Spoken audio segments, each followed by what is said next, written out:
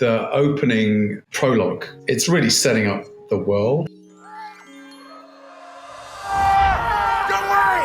I'm gonna cushion our fall with this water bucket! Release!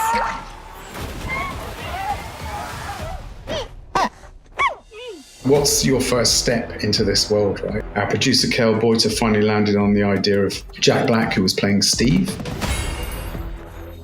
Why don't we have Jack narrate the film? Life here was perfect.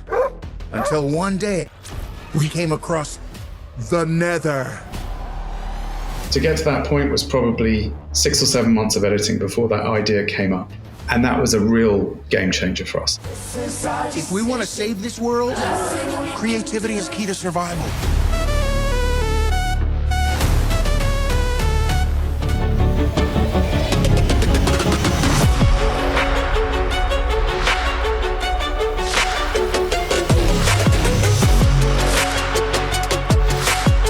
Hey everyone, excited to be back with you all for another episode of the Post-Production Club podcast. Today we're hearing from legendary editor James Thomas. Of late, he's worked on the Minecraft movie, which is what we really get to hear a lot about and dive into.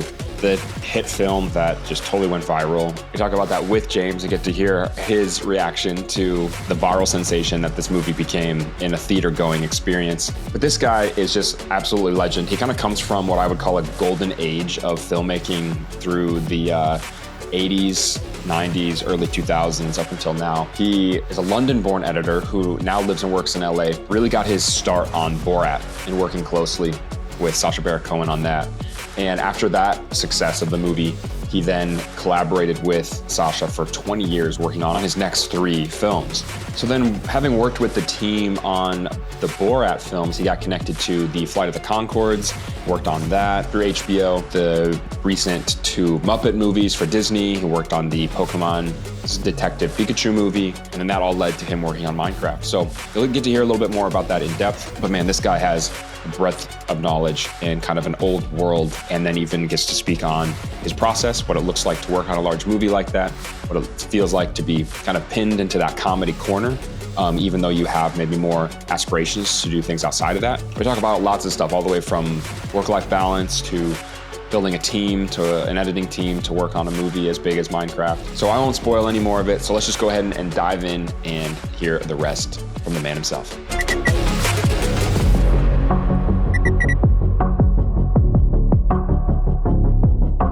All right, James, well, thanks for coming on today. It's a pleasure. It's great to meet you. So I'd love to just start by hearing a little bit about yourself, where you grew up, and how you ended up working on the Minecraft movie. What brought you to that moment?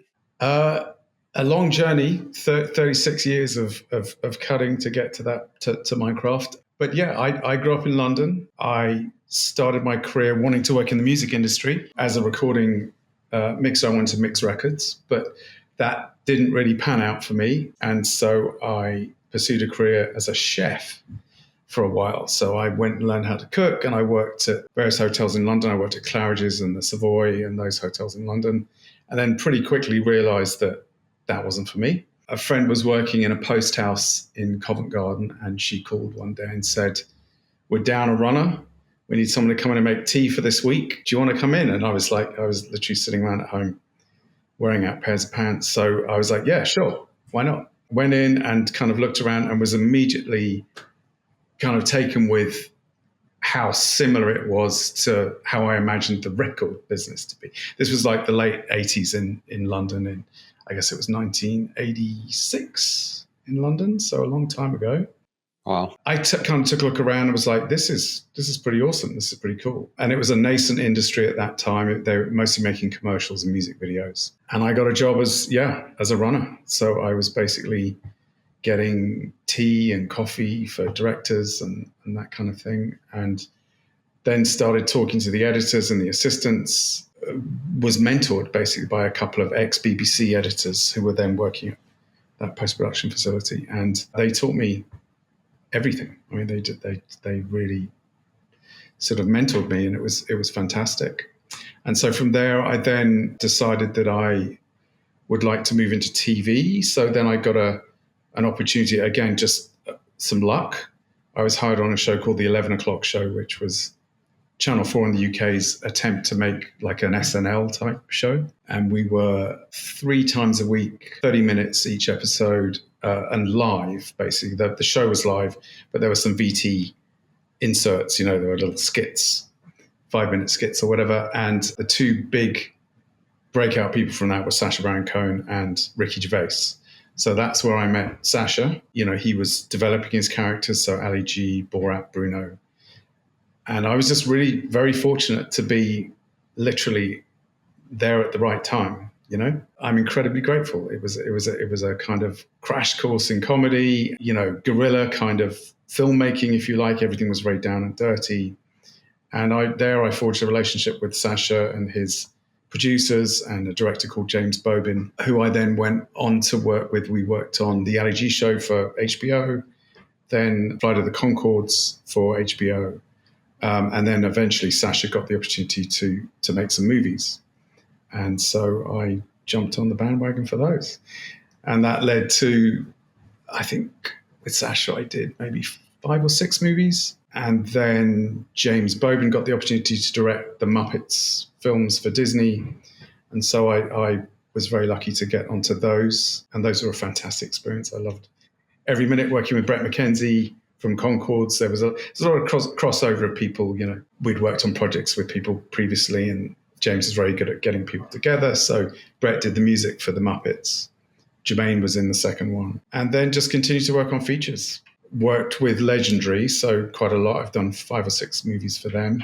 Mary Parent and Kel Boyter, who have been absolutely wonderful people to collaborate with and have been very supportive of me and have encouraged me throughout my career. And I think our first movie was Hot Tub Time Machine together. And then we did SpongeBob. We did a couple of movies. We'd just done The Toxic Avenger, which we finished a couple of years ago. It's about to be released. They finally found a distributor for that. And then Minecraft, and met Jared Hess. We'd never worked together before. He'd always been one of my absolute comedy heroes. Always, since Napoleon, I was like, goodness, if I ever get a chance to work with this guy, I would jump at it. And as chance had it, I got the opportunity, and we had a great time. Yeah, we had a really wonderful time working together.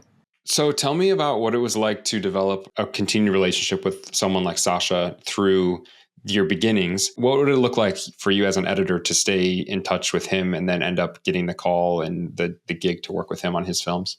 It was really the 11 o'clock show was the first place that we met. And it was kind of this incredible place, really. I was the oldest person working on the show. I was 30 years old. And literally, I was the oldest person on the show. And Channel 4 just gave effectively a bunch of kids a ton of money and said, make a show. And everyone went, okay, and kind of just figured it out as we went along. So that was my first opportunity to work with Sacha. And then, that went well. That all kind of worked out. And James Bobin was directing his little segments on the show.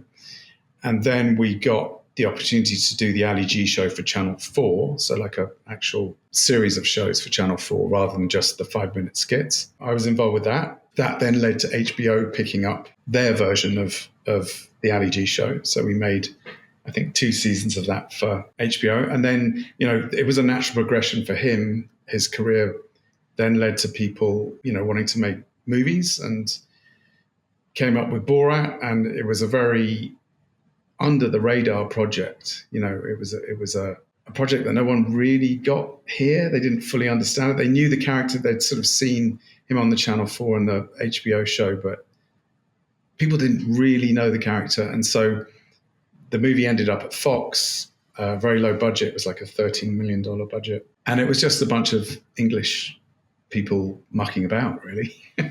And we got the opportunity to do that, and we started showing that to audiences, and it tested really well. And that was his first big success in terms of movie making. And I happened to be along for the ride. So that opened so many doors for me. That one movie just changed the whole trajectory of my career. Yeah. And you're being very humble about it, but what does it look like for you as an editor to really like lean in as a collaborator with someone like him, throughout the process? Is that something that you're just like, oh, I'm just like waiting around for him to call me? Or like, what is it as an editor to network and build that relationship, with someone like him? Yeah, it was. I mean, it's a twofold thing, right? So I was very fortunate to be in the right place at the right time. But then the good luck only goes a certain way. You have to be in sync. You have to have the same sensibilities. You have to ultimately, with someone of his caliber of comedy, you have to have a similar sense of humor. And so it was a lot of hard work and a lot of experimentation. With those shows, it's very freeform. It's not, I mean, they do write scripts, but they often don't go according to plan, right? Because you're shooting with real people, you're in the real world, and Sacha's a master at steering scenes with real people, but sometimes it doesn't go completely according to plan. But yeah, I just feel very, very fortunate to have had that initial exposure to someone of his caliber. But then after that, it was just a question of nose to the grindstone, learning your craft. And I was learning my craft as we went along. As a kid growing up, as an adolescent, as a teenager, I'd always loved comedy, but I'd never thought of it as a career as a writer or an editor or to be involved. And so I guess it all kind of originated from a shared sensibility of humor. Right. So James Bobin, the director, Sacha, me, Dan Mazer, his producer, we all grew up at a certain time in London and were exposed to certain shows, shared a very similar sense of humor, I guess. Yeah, that's really cool that he found someone like you as a collaborator, over all of those films and years, and that you've continued to lean in as a very comedic minded editor. I think that's why you've made it to the spot that you're in. And I think that's really, really cool to hear. Did you always know you wanted to be in movies at this caliber as an editor? Did you ever have dreams of doing anything different? That's an interesting question. It just sort of progressed. So I never really set out to, I never thought, I didn't wake up one day and think, I want to work in features in Hollywood. But as things started to unfold and that became a very real possibility, I was really excited by that.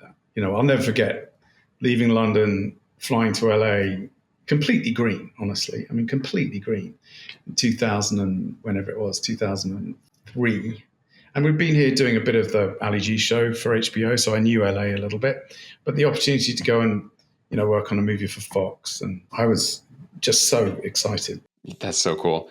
And for people that are wondering when to pick up and move to a specific location, as a part of their dream, how did you decide? What would you say to someone that's looking to make that decision? Well, of course, now, London is where all the production happens. So, I suspect my future's going to have quite a few London-based jobs in it. And in fact, Minecraft, all the production and post was done in New Zealand. So we shot in Auckland for 4 months, and then we went down to Wellington to Peter Jackson's place in Wellington, which was just an incredible experience to be there. And obviously the legacy of all the work that he's done, and he's built this incredible post-production facility down there called Park Road, which is truly beautiful. It's the nicest place you're ruined forever after working there for cutting rooms, because no cutting room is ever going to come close. My advice in terms of moving would be, like with anything with it, is just trust your gut. I think at that time, the industry here was obviously incredibly buoyant, and the move made sense for me. I'd always wanted to live in the States. And so that worked out great. But as I say, the production, a lot of production is now happening back in London. And so it's funny, we're having this conversation today at lunch just with the team that I'm working on this current movie with. We were just talking about how now with technology and what happened during the pandemic, how you really can be completely, you can live anywhere in the world. You can be a nomad, basically. You can have your base, but then you'll travel for production. And, I've got a young daughter, so I try not to be away for too long, although I was away for a long stint last year. So I like to try and do production away if we have to, because, these productions get a lot of tax incentives to go and shoot New Zealand or London or Georgia or wherever it is. But then I like to try and be home in Los Angeles for post. But travel, I think just be open. My advice to anyone would be just be open and trust your gut, right? If something feels right, and if it does and you're able, go for it. Yeah, that's awesome. So up until your journey, your arrival at the Minecraft movie, this seems like it was pretty up and to the right, but I highly doubt that that was the case. I would love to hear about maybe like one or two of the moments that you feel like were really particularly challenging, like, or like a low point as it relates to your creative journey.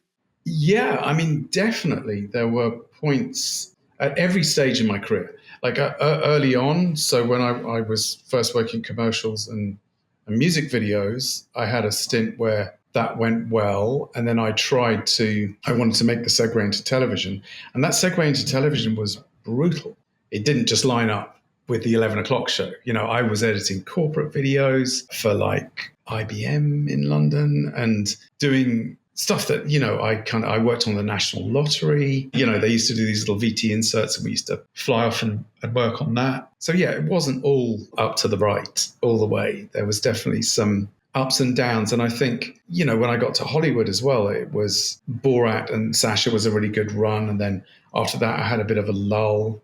And obviously the pandemic wreaked havoc. And then the two strikes, it hasn't all been exactly where I want it to be, but touch wood, I've been very lucky and have continued to be able to work. That's the main thing, I think. Even if you're doing stuff that maybe isn't in your overall plan of where you see yourself, if you keep applying the craft of editing and you keep learning about sound and just all the little I mean, our job is it's about technique, right? And if you keep adapting and learning those different skills, then you will continue to evolve, even if you're working on something that isn't 100% where you see yourself headed. But if you keep doing the work, keep persevering, and keep doing it to a quality that you set for yourself, you know, you've got to set your own benchmark, then I think it will pay off. So then you get the call from Jared to go work on Minecraft. What were you feeling when you found out you were going to get that job? So actually, it wasn't Jared who contacted me. It was Cale Boyter and Mary Parent at Legendary. And because we'd had a long-term kind of working relationship, they suggested me to Jared. So Jared, I think, met a few candidates. But as soon as I met him, I hoped that we were going to hit it off. And we did. We spent some time talking about, you know, movies that we enjoyed and just sort of goofing around. Jared he's the easiest going. He's literally the least difficult person to have an interview with. Let's put it that way. I was nervous going into the interview, but he's straight away. And we just kind of jived with each other and shared a lot of the same ideas and comedy, you know, people that we liked in comedy. And by the end of we sat for like an hour and a half or whatever, had lunch together, and he was just like, yeah, let's do it. I was like, great. So it was quite casual. You know, we then ended up having quite an intense period of working. So we were together 14 months working on the movie. He was down in New Zealand the whole time because we got a big tax incentive. And, you know, he's got a big family, I've got a family. And so it stresses on us being away from everyone for that long. But it also allowed us to just really focus on what we were there to do. You know, he likes to rework things. I come from that same sort of world with Sacha, where Sacha, you'll show him something and he's like, yeah, it's great, but now show me 10 different ways of doing it. You know, Jared's like that too. And I really appreciate that because you do really mine and work the material and ultimately end up with, I think, the best versions of scenes. But yeah, I was the next biggest movie, I guess, to Minecraft that I'd done was Pikachu, Detective Pikachu, again for Legendary. And I was a co-editor on that film. So Mark Sanger was my co-editor. And I came in sort of, I think, halfway through the director's cut. So Minecraft was the first big budget studio movie from the get-go that I'd been on. And so I was incredibly excited to have that opportunity. Do you have an example of a scene in the movie that Jared had you iterate upon? Yeah. I don't know if you've seen the movie, but the opening prologue, it's really setting up the world, right? So Minecraft's an interesting proposition, IP to make into a feature because, of course, it's a sandbox game, right? It's literally, there is no story. Every player has their own interpretation of how they're playing, what they want to build. That's why the movie is called a Minecraft movie rather than the Minecraft movie. Jared and Legendary and Warner's came up with this concept, and Mojang came up with this concept of let's call it a Minecraft movie, because then it literally, it's a nod to how people play the game. No two people's experience of playing the game is going to be the same. So what's your first step into this world, right? For a bunch of hardcore gamers who really want and need you to get this right. How do we get this right? And so we went round and round and round on the opening of that film many, many times. And our producer, Kel Boyter, finally landed on the idea of Jack Black, who was playing Steve. There's Steve and Alex, the male and female skin within the game, and Jack was playing Steve. And Kel came up with this great idea of, why don't we have Jack narrate the film? So he basically tells us, he lays out the stall at the beginning of the movie.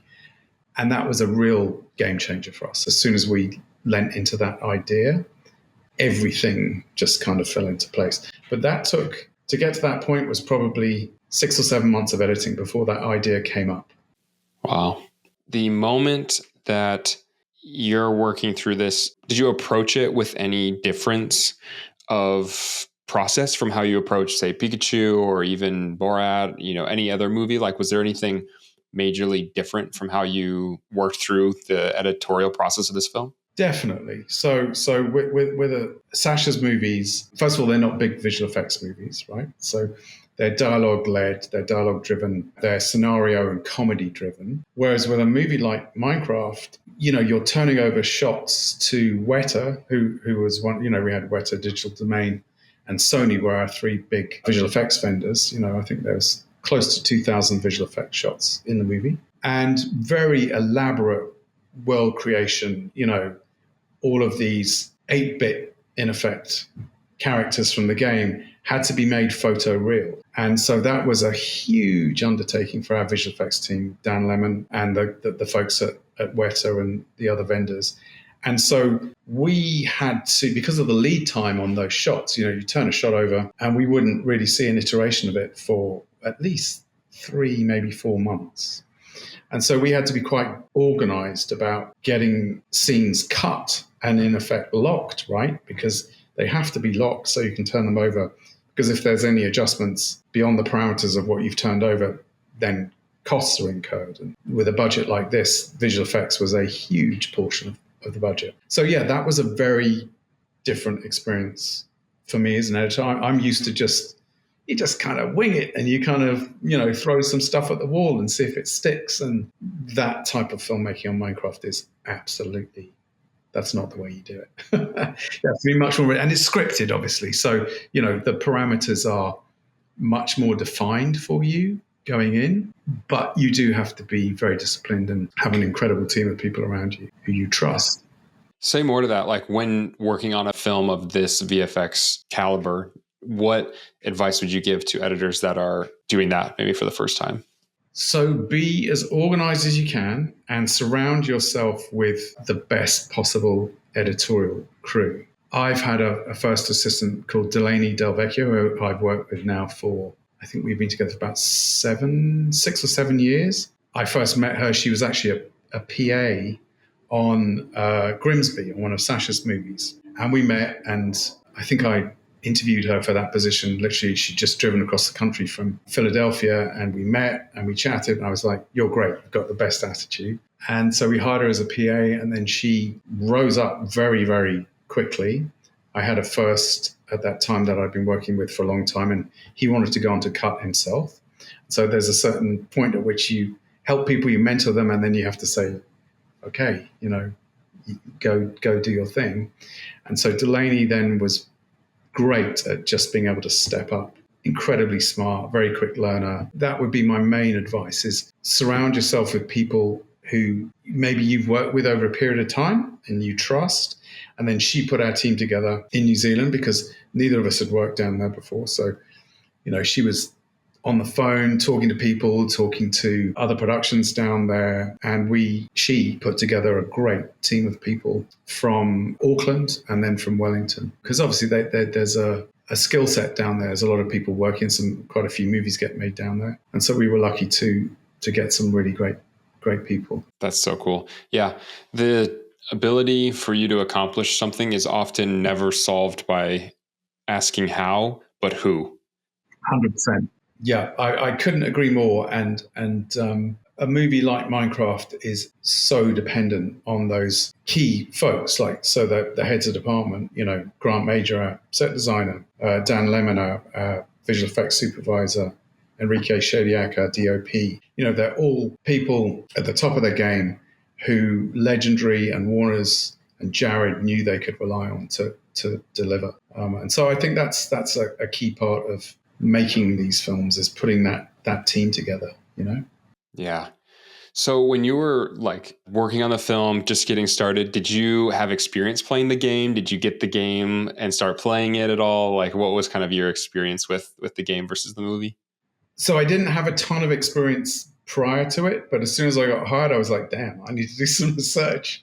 And so, yeah, I went down the rabbit hole, played a lot. I have a 14-year-old daughter, and she was, I shouldn't say this, but she was more into Roblox. So she was kind of playing more of that, but probably shouldn't say that. She played a lot and we kind of talked about it. I'm not a huge gamer myself, but I did my due diligence. I did my research. And then Mojang, Torfi, who runs Mojang, is one of the head guys there. He set a server up for us when we were in production that was just for cast and crew to play. And I'm sure you've read the stories. Jack was on there like every single day playing. And that was, I think, how a lot of people on the crew got their education around the game. So this film was definitely a cultural moment, and it exploded probably way bigger than anyone had expected. Tell me a bit about what that's meant to you, your reflections on the chicken jockey sweeping the nation. Did you ever see that coming? No, absolutely not. I mean, I think it's that old corny phrase, lightning in a bottle, right? Which you can't, by its definition, you can't see that coming. And I've only ever had it happen twice in my career. The first time was Borat, and the second time was Minecraft. Two totally different movies, but the reactions that people had have been so visceral. So no, I don't think any of us saw the meme aspect connecting with the audience in a way that it did. And chicken jockey and I am Steve and all these phrases from the movie that became such incredibly powerful things that were driving audiences, and they were waiting for that moment. We did a theatre hop on the first night of the release, and we bounced around 6 or 7 different theatres and just happened to arrive whenever we got there. And to see audiences reacting in that way was so satisfying. And then obviously that built and built and built to the point where the studio were like, okay, now we're going to have screenings where we encourage people to throw their popcorn and go completely berserk. I'm sure it upset a few theatre folks along the way, but yes, I mean, to answer your question, I don't think any of us. I mean, we hoped obviously that the movie was going to be hugely successful and connect with people, but it connected with kids in a way that I just don't think we could have possibly imagined. It was amazing. Well, and you naming lightning in a bottle, which is an impossible feat, yet you've done it twice. I think there's a common denominator here between the content that gets made and how well it does, which is you. So I think that's pretty cool. Well, it's very kind of you to say, but there's so much goes into it. It's like there's so many factors that go in that are kind of beyond human control in a way. There's an alchemy that happens with something that you definitely can't plan for. Well, you're a humble guy, so I gotta blow a little smoke up your ass, but that's it. I'm done doing that. Well, thank you. I appreciate it. That's all I get. Very cool. So my final set of questions would be, what are some of the movies that have inspired you that you're really inspired by, excited by, that you've looked to? And then is there anything that inspired how you approached even cutting Minecraft? Wow, that's the $1 million question. I mean, I love movies. As a kid, I grew up with a mom she loved Westerns. And so we would always watch Westerns together.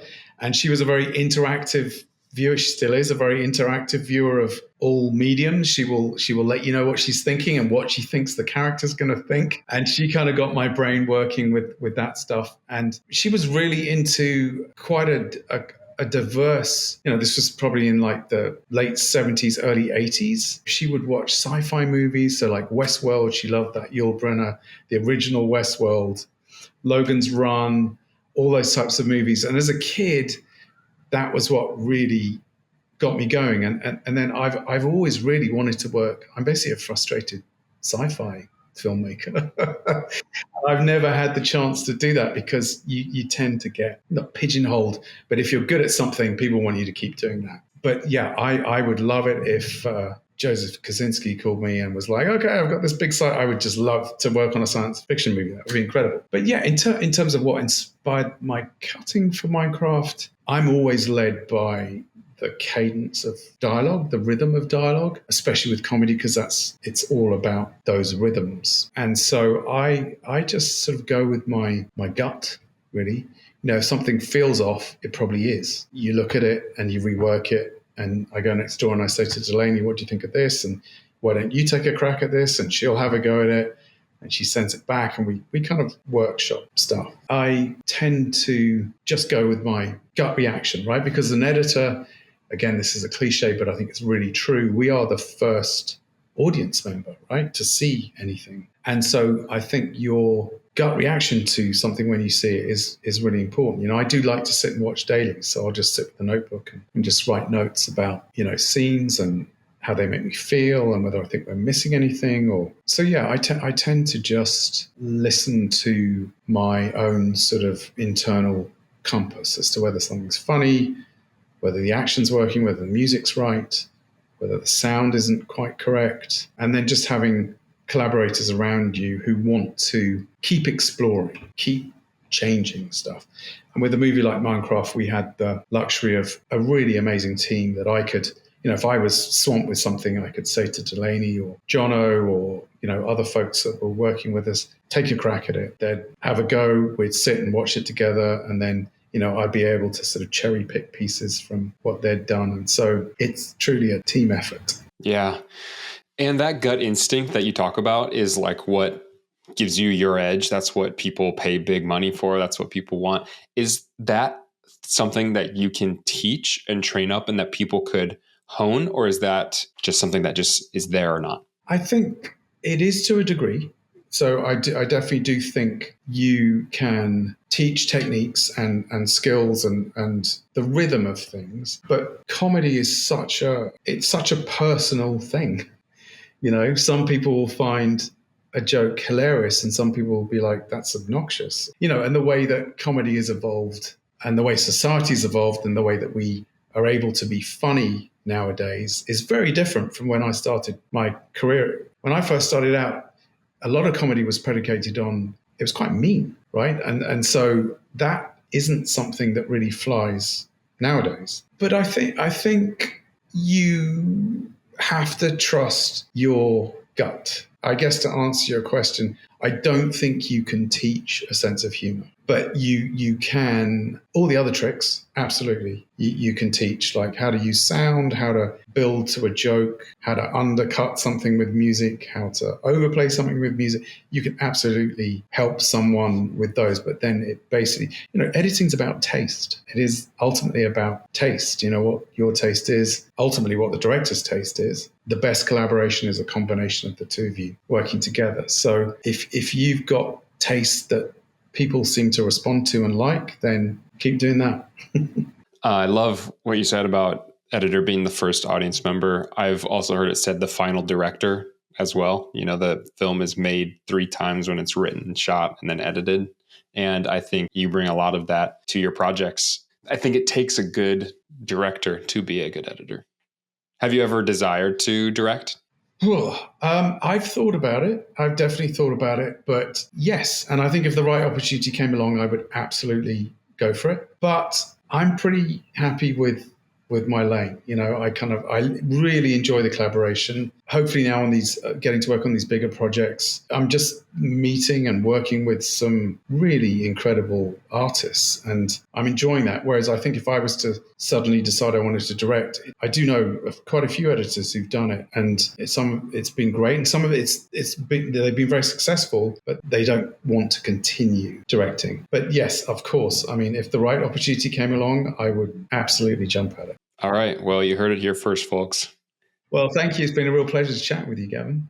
Yes, same with you, James. It's been a real treat. Tell the people listening at home how we can keep up with you and your work and follow along. I'm not a big social media guy, but watch this space because I think hopefully that's going to be something that I'm addressing. So I'm going to start using socials a bit more. But yeah, I mean, look, I'm a under the radar, below the line guy. And that's what editing is. Editing is not about fanfare. It's like if we do our jobs right, it's called the invisible art for a reason, right? If we do our jobs correctly, you have a fantastic experience, but you're not aware of the hand. Keep watching the movies, it's the best way to keep going with it. But yes, I'm not a big socials guy. I wish I could say I was, but I'm not. No, I love that. You're dropping some good stuff on ethos of editing. And it's funny, a lot of the people that I talk to in post are like, I'm too busy working. And I'm like, I love that. Making good art and entertaining us along the way. And then that's the whole purpose of this podcast, really, is to shine a light on the people that are, that invisible art. It's so cool to hear about you and your process and what it's taken to get there. And thank you so much for the knowledge and all the insights that you've shared with us. Absolute pleasure. Really great talking to you.